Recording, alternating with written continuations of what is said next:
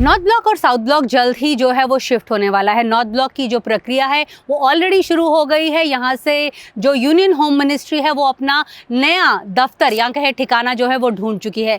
इस इलाके की खासियत क्या है? हम रायसेना हिल्स पे इस वक्त खड़े हुए हैं। मेरे साथ दीप्तिमान तिवारी हैं। हम दोनों ने यहाँ पर काफ़ी स्टोरीज जो हैं फॉलो की हैं और कई मिस भी की हैं।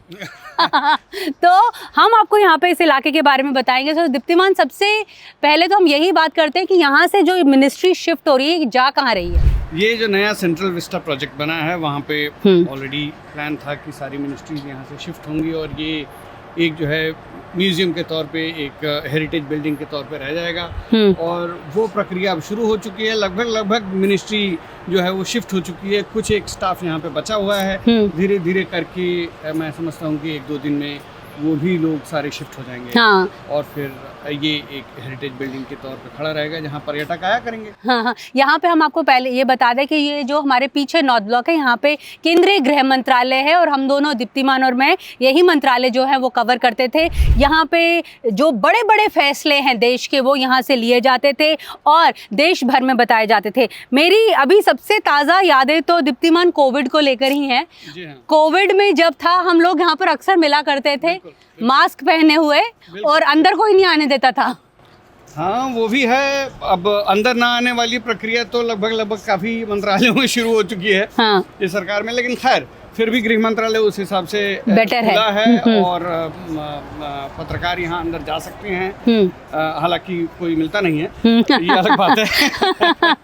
हम बाहर खड़े होकर ही रिपोर्टिंग करते हैं। खड़े होकर कौन आ रहा है, कौन जा रहा है। हाँ। जिसे जैसा कि आपने पहले बताया था कि पहुंचे हुए पत्रकार। हाँ, पहुंचे हुए पत्रकार। आज कौन पहुंचा और कल कौन गया। हाँ, बिल्कुल। हाँ। तो खैर ये तो थोड़ी हंसी मजाक की बातें हो गई, लेकिन ये बड़ा ही एक महत्वपूर्ण जो है वो मंत्रालय रहा है भारत के लिए। समझिए कि प्राइम मिनिस्टर्स ऑफिस के बाद गृह मंत्रालय जो है वो हमेशा से माना गया है कि ये मेरे पीछे गृह मंत्रालय हम आपको दिखा रहे हैं। हाँ। तो गृह मंत्रालय जो है वो नंबर 2 मंत्रालय रहा है।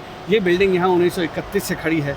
1911 में जब कलकत्ते से हमारी राजधानी जो है ब्रिटिश इंडिया में शिफ्ट होकर दिल्ली आई, तब ये बिल्डिंग और ये जो है वायसराय हाउस बना, जिसको कि अब हम राष्ट्रपति भवन के नाम से जानते हैं।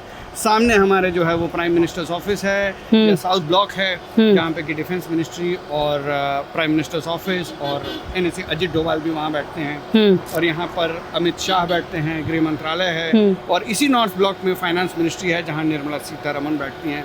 तो आप समझिए कि इस करीब कुछ एकड़ के जगह पे जो है इस देश के सबसे बड़े डिसीजंस जो हैं, देश की ताकत। जी हाँ, जो सबसे बड़े डिसीजंस जो है वो लिए जाते रहे हैं 1931 से। और पूरे देश के अफसर आकर यहाँ पर नमस्कार करते हैं। और यहाँ से चमत्कार भी होते हैं। जी हाँ। तो ये आप समझिए कि सरदार वल्लभ भाई पटेल से लेकर और अमित शाह जो आज देश के गृह मंत्री हैं, वो उन सभी ने यहाँ से अपना कार्यालय का जो है वो कार्यभार संभाला है और यहाँ से काम किया है। और इस बिल्डिंग ने, मैं बता दूं कि बड़े बड़े सूरमा और वीर बाकुड़े देखे हैं। कम से कम हमने जो है अपने कार्यकाल में कर रहे हैं, हमारे कार्यकाल में हमने तो 2008 का मुंबई अटैक्स देखा है, जिस टाइम शिवराज पाटिल यहाँ गृह मंत्री हुआ करते थे, जिन्हें अपनी नौकरी गंवानी पड़ी कपड़े बदलने के चक्कर में। ठीक है, तो ऐसे वीर बाकुड़े हुए हैं यहाँ पर। फिर उसके बाद यहाँ पी चिदम्बरम आए। पी चिदम्बरम का कार्यकाल जो है वो इस चीज़ के लिए कम से कम अब जाना जाता है कि उन्होंने अमित शाह को जेल भिजवाया। हाँ। ऐसा लोगों का मानना है। ऐसा, हाँ। जो सोहराबुद्दीन शेख एनकाउंटर केस, और उसके बाद नियति का खेल देखिए कि अमित शाह अब इसी बिल्डिंग में बैठते हैं और उनके कार्यकाल में पी चिदम्बरम जी जेल गए INX मीडिया के केस में। तो लाइफ इस पूरी 360 डिग्री हो गई। तो ये न सिर्फ जो है वो सरकारी तंत्र का एक बहुत ही महत्वपूर्ण हिस्सा है, बल्कि सियासत की रणभूमि भी है एक तरह से। और जैसा कि मैंने पहले भी कहा, बड़े बड़े रणबांकुरे जो हैं उन्होंने यहाँ से अपने दांव खेले हैं। बिल्कुल बिल्कुल। मैं आपको यहाँ पर ये बता दूं कि यहाँ पे जो ये रायसेना हिल है, यहाँ पे नॉर्थ ब्लॉक और साउथ ब्लॉक है।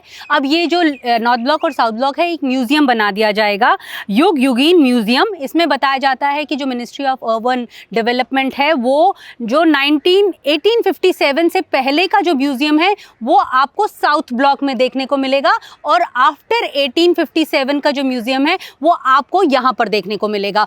तो ये एक अच्छी पहल है। दीप्तिमान के जो लोग हैं वो यहाँ पर आएंगे। आपकी और क्या यादें हैं कुछ इस नॉर्थ ब्लॉक और साउथ ब्लॉक से जुड़ी हुई? देखिए, यहाँ से तो हमने बड़ी बड़ी कहानियाँ की हैं, स्टोरीज की हैं। यहाँ पे घूमना फिरना, कौन किससे मिल रहा है, इसकी रिपोर्टिंग करना, क्योंकि यहाँ पे बड़े बड़े लोग आते हैं। कभी NSA अजीत डोभाल आ रहे हैं, तो कभी निर्मला सीतारमण की मीटिंग अमित शाह जी से हो रही है, तो बड़ी बड़ी मीटिंग्स यहाँ पर होती हैं।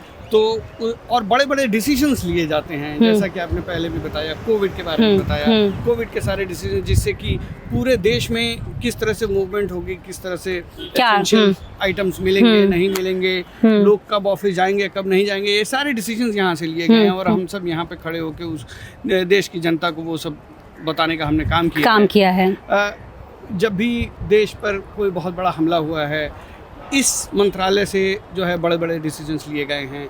यहाँ से जो है वो चाहे हमारे पैरामिलिट्री फोर्सेस हों या पुलिस हो या बड़ी बड़ी एजेंसियाँ हों, उन सब ने यहाँ से जो है वो ऑर्डर्स लिए हैं और उसके बाद काम किया है।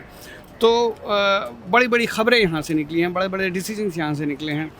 वो सब यादें आज भी ताज़ा हैं हमारे दिमाग में। और एक तरह से जब ये मूव कर रहा है यहाँ से, और इस बिल्डिंग का जो ग्रैंडियोर है, जो इसकी छटा है, उसको देखकर थोड़ा सा नॉस्टैल्जिया भी। बिल्कुल बिल्कुल बिल्कुल बिल्कुल। मैं आपको बता दूं, मैं बचपन से यहाँ पे आती रही हूँ।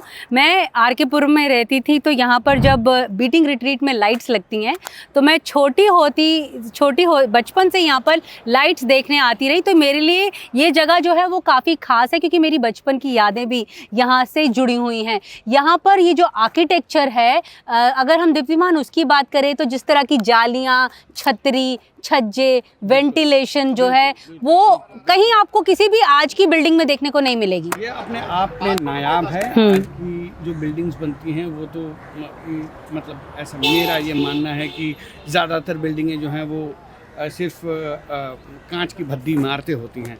तो एक तरह से हम देखें तो उस समय का जो आर्किटेक्चर था, वो यहाँ की जलवायु जो कि काफ़ी गर्म है, उसको देखकर बनाया गया था। बड़ी बड़ी छतें हैं, मोटी दीवारें हैं, जिससे कि कॉलम्स, बड़े बड़े कॉलम्स हैं, जिससे कि, और वेंटिलेशन है, जिससे कि बिल्डिंग जो है वो एक नेचुरल तरीके से लाइट है। लाइट है, बिल्कुल बिल्कुल बिल्कुल। तो जो है कांच की इमारतें बनती हैं। अब आप यही देख लीजिए ना, जो नई संसद है और पुरानी संसद है, उसमें कितना फ़र्क है। आप पुरानी संसद के गलियारों में देखिए किस तरह से हवा जो है वो रहती थी। अब नई संसद में जब हम जाते हैं तो कुछ बंद बंद सा महसूस मुझे फील होता है कि खिड़की कहीं पे दिखाई नहीं पड़ रही है। एयर कंडीशनिंग है अंदर, उसी से सब कुछ है। तो हाँ, ये कह सकते हैं कि जो एक कहते हैं कि एक इमारत का एक कैरेक्टर होता है, बिल्डिंग का एक कैरेक्टर होता है। तो इन इमारतों को देखकर, या हम भारत के और पुरानी इमारतों को देखें, न सिर्फ अंग्रेजों के द्वारा बनवाए हुए, बल्कि जिसमें कि आर्किटेक्चर भारत का दिखता है। ये तो भारत और एंग्लो गोथिक आर्किटेक्चर का मिश्रण था। तो उन सारी बिल्डिंगों में एक कैरेक्टर दिखता है, जिससे कि जो है भारत के इतिहास का बोध होता है। बिल्कुल बिल्कुल बिल्कुल। लेकिन ये अच्छी बात है दीप्तिमान कि यहाँ पे अब ये म्यूज़ियम बनेगा।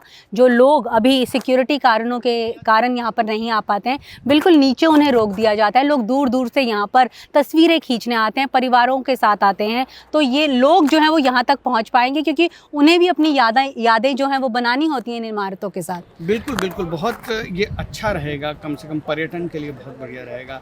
क्योंकि दिल्ली में जो मतलब जो ग्रैंड इमारतें हैं या आर्किटेक्चरल मार्वल्स की तरह से आप जिसको देखना चाहेंगे वो ये इमारतें हैं, लेकिन यहाँ पर रेस्ट्रिक्टेड एक्सेस है क्योंकि यहाँ पे सेंसिटिव मिनिस्ट्रीज हैं जिसके लिए लोगों का आना जाना आवाजाही में बिल्कुल कम है, जो है थोड़ा बहुत प्रतिबंध होता है। अब वो खुल जाएगा तो लोग भी इन सभी बिल्डिंगों का अंदर जाकर और इनके आर्किटेक्चर का आनंद ले पाएंगे, अप्रिशिएट कर पाएंगे। बिल्कुल बिल्कुल। तो ये एक बहुत अच्छी अच्छी पहल है लोगों के लिए। तो दोनों तरफ से जो आर्ग्यूमेंट्स हैं और जो काउंटर आर्ग्यूमेंट्स हैं वो मिल रहे हैं। कुछ लोग इसे अच्छी पहल मान रहे हैं, कुछ लोग कह रहे हैं कि जो एक हिस्ट्री से नाता टूट रहा है उन्हें ऐसा फील हो रहा है। तो शुक्रिया, आप लोग भी अगर दिल्ली आएंगे तो आप लोग भी दिल्ली आकर इन इमारतों में आकर हिस्ट्री से जो है वो वाकिफ़ ज़रूर होइएगा। मैं और मेरे सहयोगी दीप्तिमान से फ़िलहाल जनसत्ता के लिए इतना ही। नमस्कार।